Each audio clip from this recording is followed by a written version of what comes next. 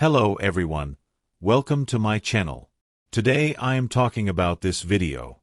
Everything happens for a reason.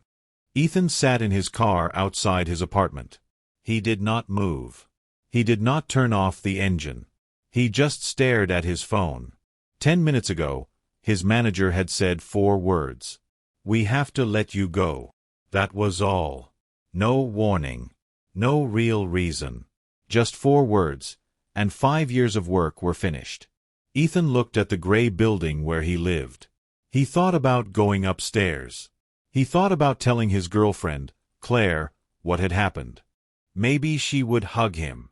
Maybe she would say, "It's okay. We will find a way." He needed to hear those words today. He walked up the stairs slowly. His legs felt heavy. When he opened the door, the apartment was quiet. Too quiet. Claire was standing near the window. Her bag was already packed. "Claire," Ethan said. "What's going on?" She turned around. Her eyes were red. "I'm leaving, Ethan," she said. "I'm sorry. I can't do this anymore." For a moment, Ethan could not speak. He had just lost his job. Now, in the same hour, he was losing her too. "Is this because of money?" he asked. "Because I promise, I will find another job. It's not about money," Claire said quietly. "It's about direction. You keep saying things will get better. But I don't see it, Ethan. I need to build a life. A real one. Not a plan for someday." She picked up her bag. She stopped at the door. "I still care about you," she said. "But caring is not enough anymore." Then she left. Ethan stood alone in the apartment. The clock on the wall kept ticking. Outside, cars kept driving past, and people kept walking as if nothing had happened. But for Ethan, everything had happened. He sat down on the floor, his back against the wall, and he asked himself one simple question. Why is everything going wrong at the same time? He did not know it yet, but this was the worst morning of his life.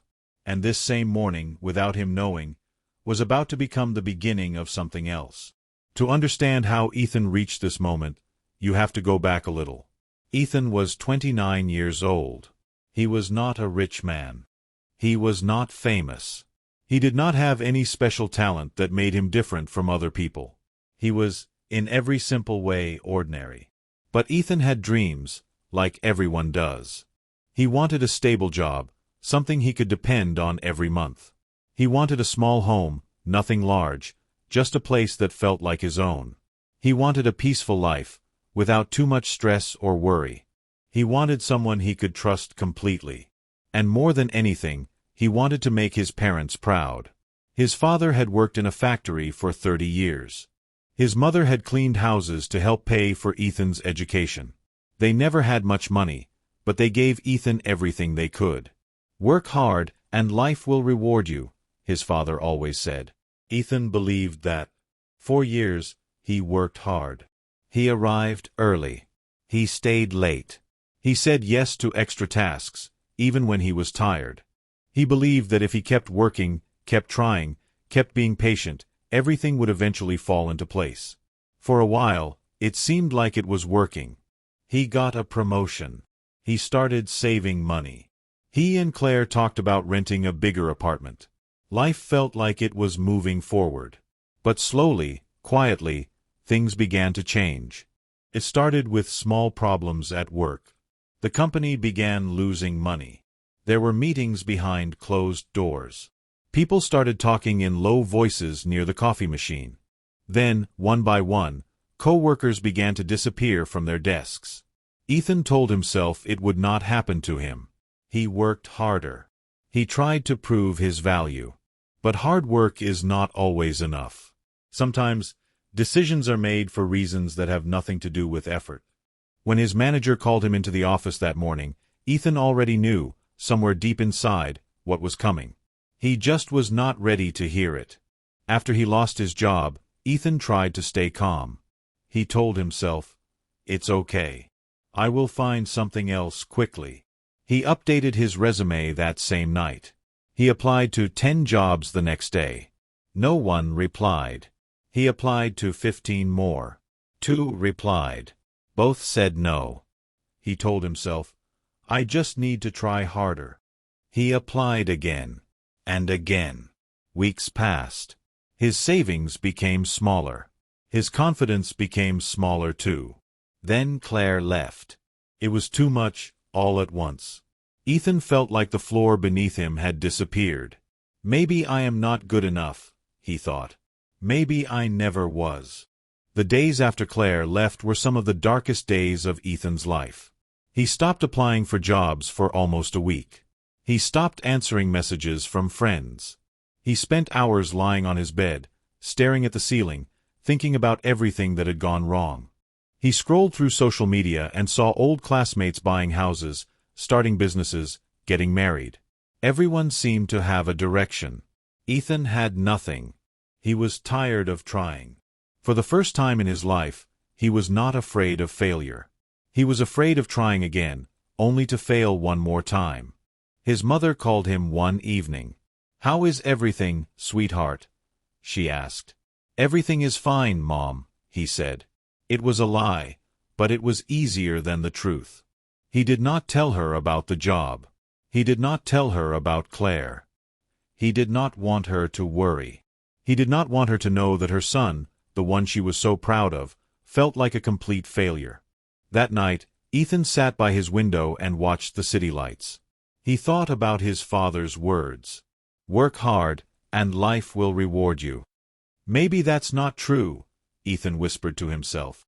Maybe some people just get lucky, and some people don't. He did not know that, not far from where he sat, someone was about to walk into his life and change the way he saw everything.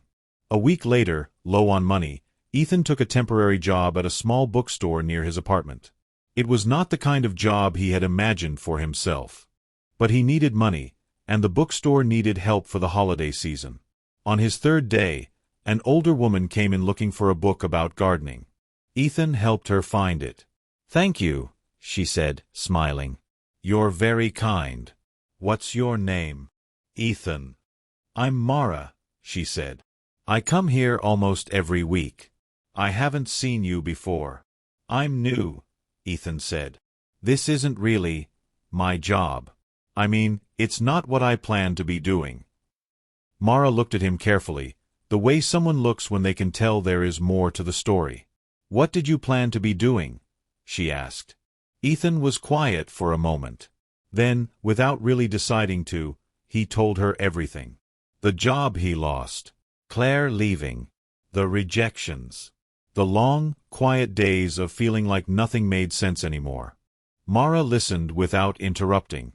When he finished, she did not offer a big motivational speech. She did not tell him that everything happens for a reason, not yet. Instead, she told him a story about her own life. When I was about your age, she said, I lost a job I loved. I thought my life was over. I cried for weeks. I felt like the universe was punishing me. What happened? Ethan asked.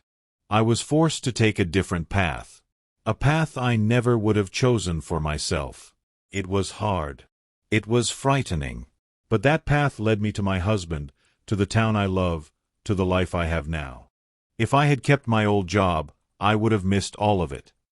She paused, looking at Ethan gently. At the time, I didn't understand why it happened. I only understood years later. But how did you keep going, Ethan asked, when you didn't know if things would get better? Mara smiled softly. Ethan thought about her words long after she left the store that day. Over the following weeks, Mara came back to the bookstore often. Sometimes she bought books. Sometimes she just talked with Ethan while he worked. Slowly, something in Ethan began to shift. He realized that he had spent so much time asking, "Why is this happening to me?" that he had stopped asking a more useful question, "What can I do now?" He could not control that he had lost his job. He could not control that Claire had left. But he could control what he did next. One evening, he noticed the bookstore's old computer system was slow and confusing. Customers often waited too long at the counter. Ethan, out of curiosity, Started learning simple computer skills in his free time, watching free videos online, trying small changes on his own laptop. It was not part of his job. No one asked him to do it. But it gave him something he had been missing, a small sense of purpose. He mentioned it to the store owner one day, half expecting to be told it was not his job to worry about. Instead, the owner looked surprised.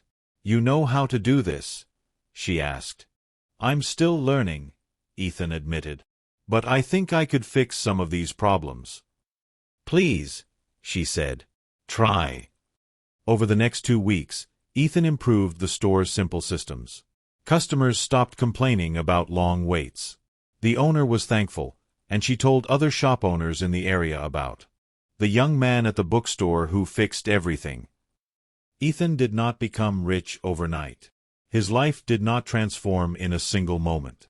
But slowly, quietly, doors that had seemed closed began, just barely, to open. A few weeks later, one of the shop owners Mara knew personally reached out to Ethan. Her small business needed someone who understood basic computer systems, someone reliable, someone patient. It was not Ethan's dream job. It was a small role at a small company. But it was a real opportunity, and for the first time in months, Ethan felt something he had almost forgotten: hope. He took the job. Months passed. Ethan worked hard, the way he always had, but something was different this time. He was not just waiting for good things to happen to him. He was building them, slowly, piece by piece. One evening, while organizing old files at his new job, Ethan suddenly understood something. If he had never lost his first job, he never would have needed the temporary work at the bookstore. If he had never worked at the bookstore, he never would have met Mara.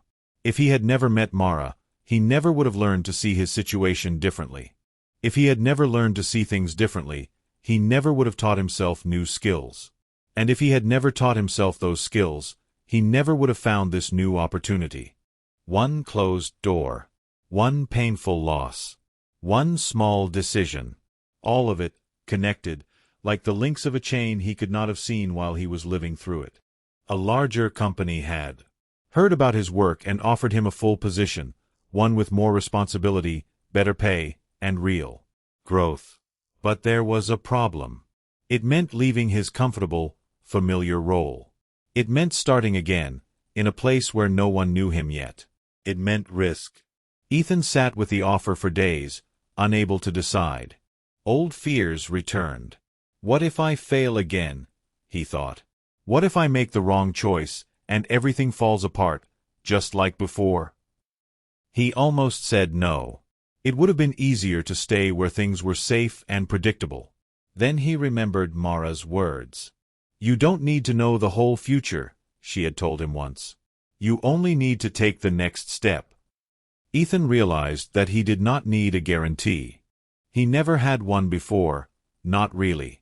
He only needed the courage to try, the same courage that had slowly, quietly, carried him this far already. He accepted the offer. Almost 2 years after that terrible morning, Ethan found himself back in the old neighborhood where he used to live. He had not planned to go there. He was simply walking, thinking, remembering. He stood outside the old apartment building, the same one where he had sat in his car, staring at his phone, wondering why his entire life seemed to be falling apart at once. He thought about the young man he had been that day. Confused, broken, convinced that nothing good could ever come from something so painful. Now, standing in the same place, Ethan understood something that young man could not have understood. His life had not fallen apart that morning. It had been making room for something new. He had spent months asking why everything had gone wrong at once. Now, finally, he understood. The job he lost had led him to the bookstore. The bookstore had led him to Mara. Mara had led him to new skills, new confidence, and a new way of seeing his own life.